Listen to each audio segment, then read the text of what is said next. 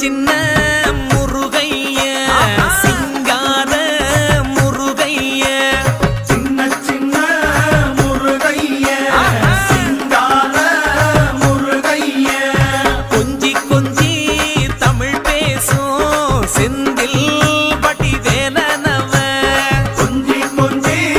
தமிழ் பேசும் செந்தில் வடிவேலனவ சின்ன சின்ன முருகைய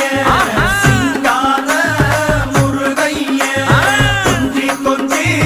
தமிழ் பேசும் செந்தில் வடிவேலனவ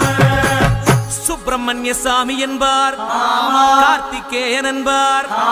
சுவாமிநாதன் என்பார், முக அமுதன் என்பார், பாலசுப்பிரமணியன் என்பார், கருணாகரன் என்பார், கதிர்காம கந்தன் என்பார், கதிர்வேல சுவாமி என்பார்.